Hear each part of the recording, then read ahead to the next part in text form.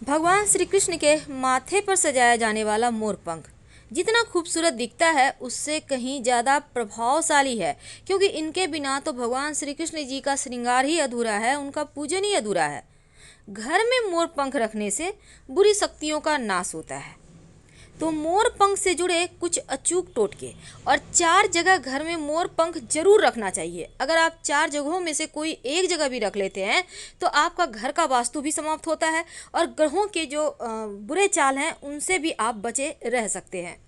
तो ग्रहों के अशुभ प्रभाव होने पर आप एक मोर पंख ले लें और 21 बार जो ग्रह पीड़ाएं दे रहे हैं, अब जैसे कि शनिदेव पीड़ा दे रहे हैं, तो एक मोर पंख हाथ में लें और बोले ओम शनिश्चराय नमः, ओम शनिश्चराय नमः।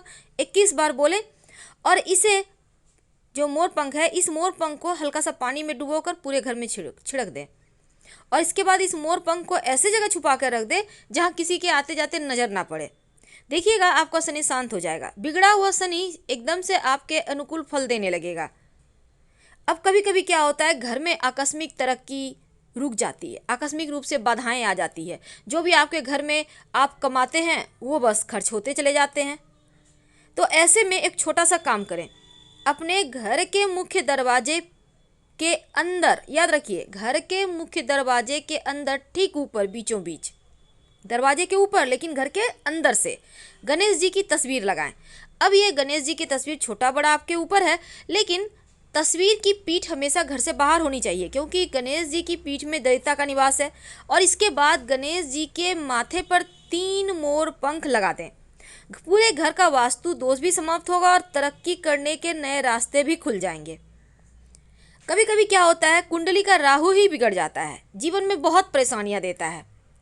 अक्सर लोग कहते हैं कि मोर हमारे जीवन में जो बहुत ज़्यादा राहु तकलीफ दे रहे हैं, आकस्मिक रूप से दुर्घटनाएं, समस्याएं, धन हानि होते जा रहे हैं, तो यकीनन ये राहु का ही काम है।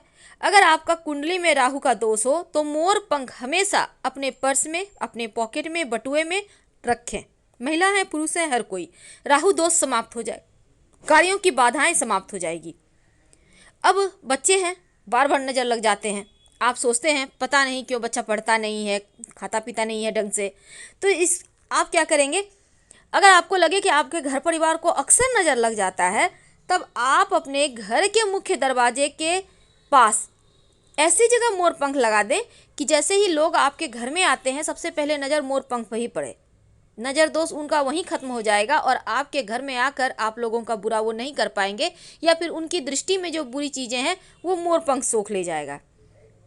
बच्चे का पढ़ाई में भी मन नहीं लगता है, तो अगर ऐसा है कि बच्चे का पढ़ाई में मन नहीं लगता, पढ़ा हुआ उसे याद नहीं रहता, तो उनके बुक्स में, कॉपी में आप मोर पंख रख दें। देखिएगा धीरे धीरे उनकी स्मरण शक्ति बढ़ेगी, एकाग्र होने की शक्ति बढ़ेगी और फिर पढ़ाई में उनका मन लगने लगेगा।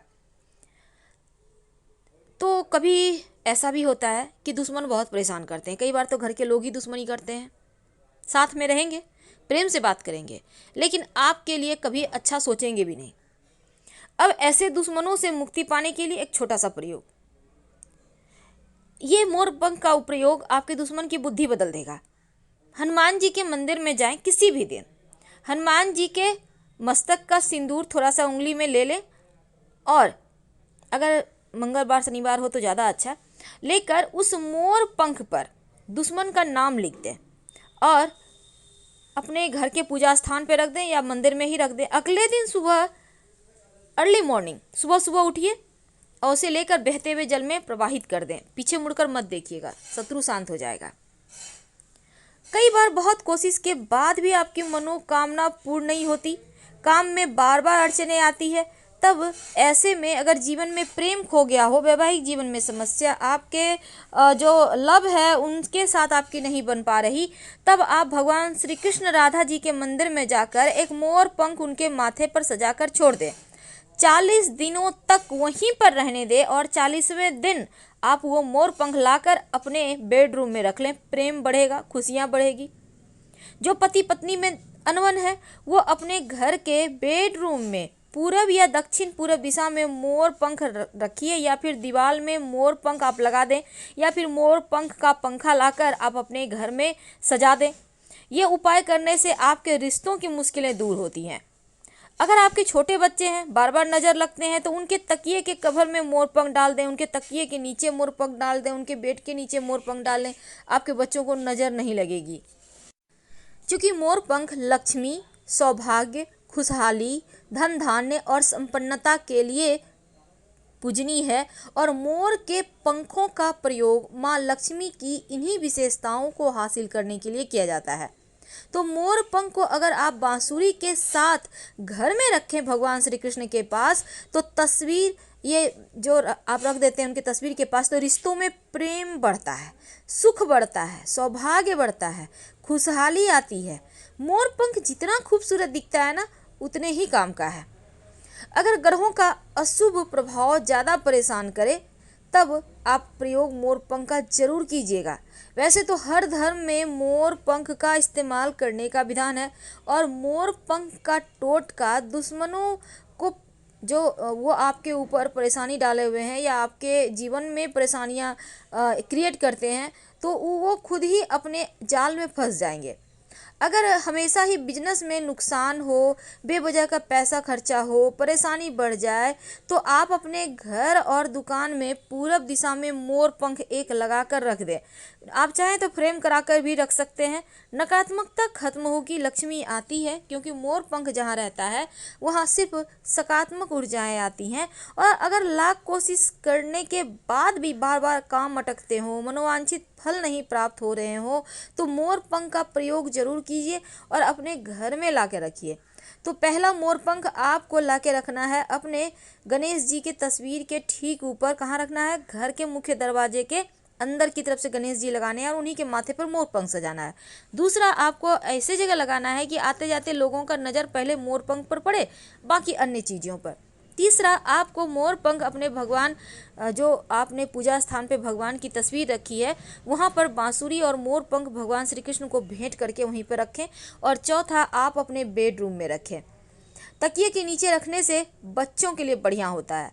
अगर आप चाहते हैं कि आप जल्द से जल्द करोड़पति बन जाए, कहने का तात्पर्य धन इतना रहे कि करोड़पति का मतलब ये नहीं होता है करोड़पति। करोड़पति का मतलब होता है कि इतना पैसा हो कि आप सुकून से जीवन जी सकें, ऐसा न लगे कि आपके पास कुछ नहीं है, बहुत परेशान है, कम से कम अच्छे से लाइफ जी सकें।